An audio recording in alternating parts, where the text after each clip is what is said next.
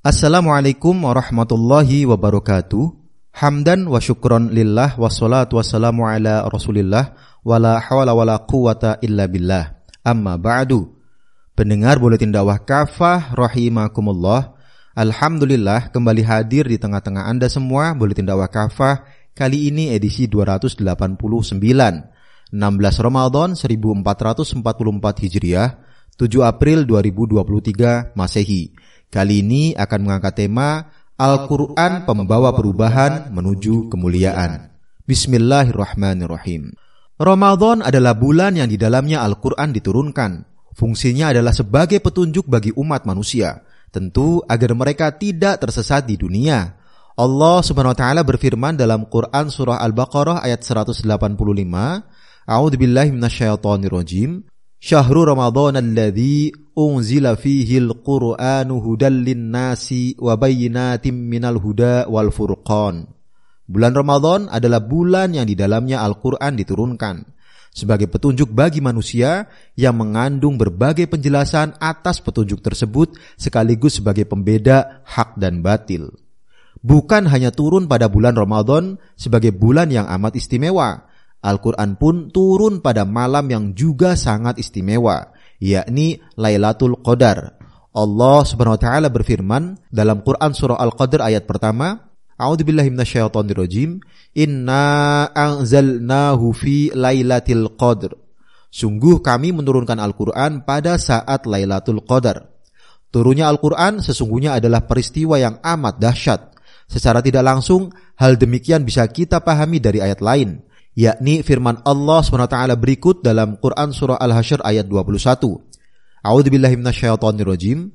Lau anzalna hadzal Qur'ana 'ala jabalin la ra'aitahu khashi'an mutasaddi'an min khasyatillah wa tilkal amsalu nadribuha lin-nasi la'allahum yatafakkarun. Andai Al-Quran ini kami turunkan di atas gunung, kamu Muhammad pasti menyaksikan gunung itu tunduk dan pecah berkeping-keping karena takut kepada Allah. Perumpamaan itu kami buat untuk manusia agar mereka mau berpikir.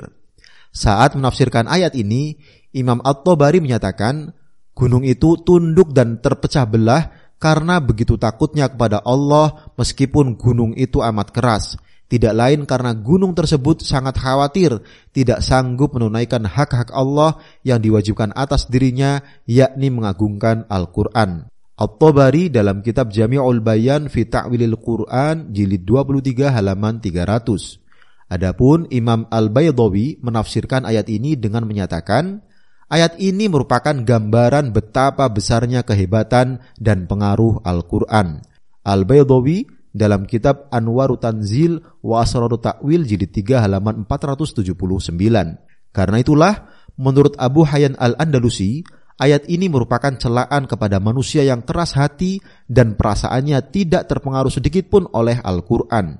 Padahal, jika gunung yang tegak dan kokoh saja pasti tunduk dan patuh pada Al-Quran, sejatinya manusia lebih layak untuk tunduk dan patuh pada Al-Quran.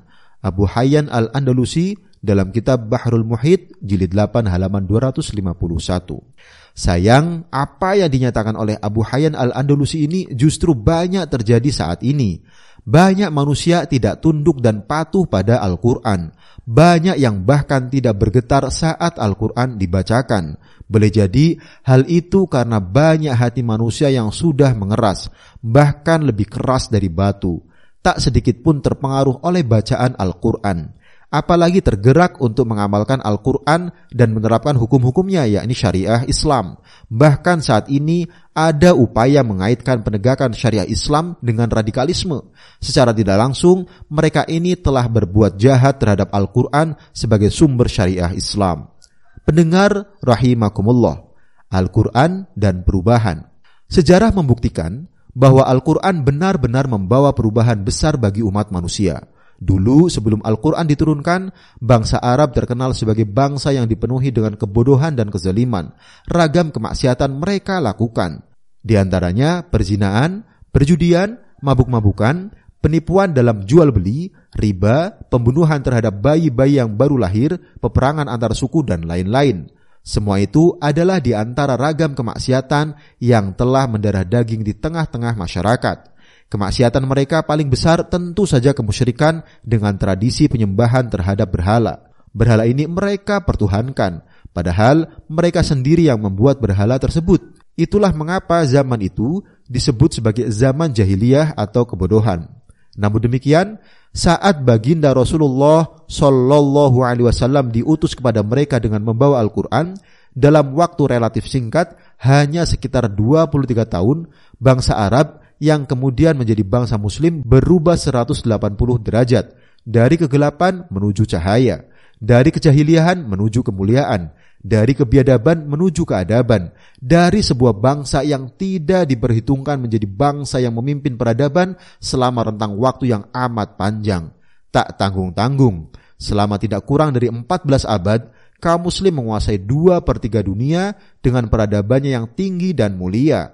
Hal itu telah banyak diakui bahkan oleh para cendekiawan barat yang jujur. Emanuel Detschu, seorang cendekiawan Jerman misalnya, pernah berkata, semua ini, yakni kemajuan peradaban Islam, telah memberikan kesempatan baik bagi kami atau Eropa untuk mencapai kebangkitan atau renaissance dalam ilmu pengetahuan modern. Karena itu, sewajarnya lah kami senantiasa mencucurkan air mata tatkala kami teringat akan saat-saat jatuhnya Granada. Granada adalah benteng terakhir kekhilafan Islam di Andalusia yang jatuh ke tangan bangsa Kristen Eropa. Hal senada diungkapkan oleh Montgomery Watt. Cukup beralasan jika kita menyatakan bahwa peradaban Eropa tidak dibangun oleh proses regenerasi mereka sendiri. Tanpa dukungan peradaban Islam yang menjadi dinamonya, Barat bukanlah apa-apa. Hal senada juga dinyatakan oleh Will Juren, Jack C. Reister, dan masih banyak yang lain. Bahkan mantan Presiden Amerika Serikat Barack Obama saat berpidato pada tanggal 5 Juli 2009 antara lain menyatakan peradaban dunia berutang besar pada Islam. Islamlah di tempat-tempat seperti Universitas Al-Azhar yang mengusung lentera ilmu selama berabad-abad serta membuka jalan bagi era kebangkitan kembali dan era pencerahan di Eropa. Dikutip dari republika.co.id 20 Juni 2009. Yang tidak diakui secara jujur, bahkan cenderung ditutup-tutupi oleh Barat adalah fakta bahwa seluruh pencapaian kemajuan peradaban Islam dan kaum muslim selama berabad-abad itu terjadi di sepanjang era khilafah Islam. Bahkan boleh dikatakan, semua pencapaian kemajuan itu tidak lepas dari peran sentral khilafah. Kecemerlangan sejarah itu terjadi ketika umat Islam menerapkan sistem pemerintahan Islam, yakni khilafah yang menjadikan Al-Quran sebagai sumber hukum yang mengatur segenap aspek kehidupan manusia. Pendengar rahimakumullah, berkat Al-Quran.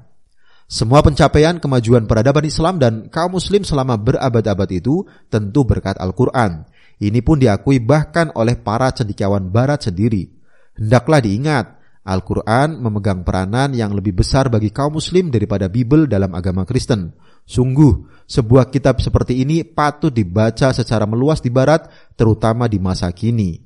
Denison Ross, seperti dikutip dalam buku Kekaguman Dunia Terhadap Islam.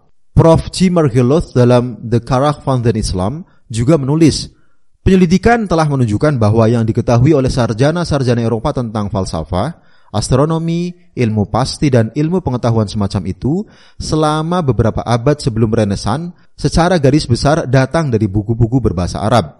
Al-Quranlah yang memberikan dorongan pertama untuk studi-studi itu di antara orang-orang Arab dan kawan-kawan mereka. Itu sebabnya W. Hawking berkomentar, oleh karena itu, saya merasa benar dalam penegasan saya bahwa Al-Quran mengandung banyak prinsip yang dibutuhkan. Dikutip dari The Spirit of World Politics, tahun 1932, halaman 461. Pendengar rahimakumullah, pentingnya kembali pada Al-Quran. Sebagai konsekuensi keimanan pada Al-Quran, kaum muslim jelas wajib senantiasa merujuk pada Al-Quran, baik dalam kehidupan pribadi, bermasyarakat maupun bernegara. Apalah artinya mengimani Al-Quran sebagai petunjuk kehidupan, namun dalam keseharian petunjuk Al-Quran itu dicampakkan. Isinya tidak diamalkan, hukum-hukumnya tidak diterapkan dalam seluruh aspek kehidupan. Padahal faktanya saat Al-Quran dicampakkan, sebagaimana terjadi saat ini, kehidupan kaum muslim nyaris berantakan di berbagai sisi. Kemiskinan misalnya masih terus terjadi, justru di tengah keberlimpahan kekayaan negeri. Angka pengangguran masih tinggi. Ketimpangan sosial dan ekonomi makin tak terkendali. Korupsi makin menjadi-jadi. Kriminalitas seperti pencurian, pemerkosaan, pembunuhan, dan lain-lain makin mengiris hati. Kerusakan moral seperti seks bebas, LGBT, dan lain-lain makin terbuka dan makin berani. Ketidakadilan hukum makin terang-terangan dipertontonkan. Semua kerusakan ini tidak lain sebagai akibat dari sikap umat Islam, khususnya para penguasanya yang enggan diatur oleh Al-Quran. Allah SWT berfirman dalam Quran surah Toha ayat 124, A'udzubillahi minasyaitonirrajim, wa man a'radu an dzikri fa inna lahu ma'isyatan dhanka wa nahsyuruhu yaumal qiyamati a'ma. Siapa saja yang berpaling dari peringatanku atau Al-Quran, maka bagi dia kehidupan yang sempit dan pada hari kiamat nanti kami akan membangkitkan dia dalam keadaan buta. Karena itu, agar bangsa ini tidak terus-menerus dalam kesempitan hidup dan keterpurukan, mau tidak mau mereka wajib kembali pada Al-Quran. Mereka wajib mengamalkan Al-Quran dan menerapkan seluruh hukumnya. Apalagi mengamalkan Al-Quran dan menerapkan seluruh hukumnya merupakan wujud hakiki dari ketakwaan sebagai hikmah yang harus diraih dari puasa Ramadan. Saat takwa benar-benar mewujud secara kolektif di negeri ini, yang dibuktikan dengan mengamalkan dan menerapkan Al-Quran dalam seluruh aspek kehidupan, pasti ragam keberkahan akan Allah SWT berikan kepada bangsa ini. Allah SWT berfirman dalam Quran surah Al-A'raf ayat 96, A'udzubillahi minasyaitonirrajim. Walau anna ahlal qura amanu wattaqaw la fatahna 'alaihim barakatim minas sama'i wal ard walakin kadzdzabu fa akhadnahum bima kanu yaksibun. Jika penduduk negeri beriman dan bertakwa, pasti kami akan membukakan untuk mereka keberkahan dari langit dan bumi. Akan tetapi mereka mendustakan ayat-ayat kami. Karena itu kami mengazab mereka karena apa yang telah mereka lakukan itu. Wallahu a'lam bishawab. Demikian materi Buletin Dakwah Kafah edisi 289, Al-Quran Pembawa Perubahan Menuju Kemuliaan. Terima kasih. Wassalamualaikum warahmatullahi wabarakatuh.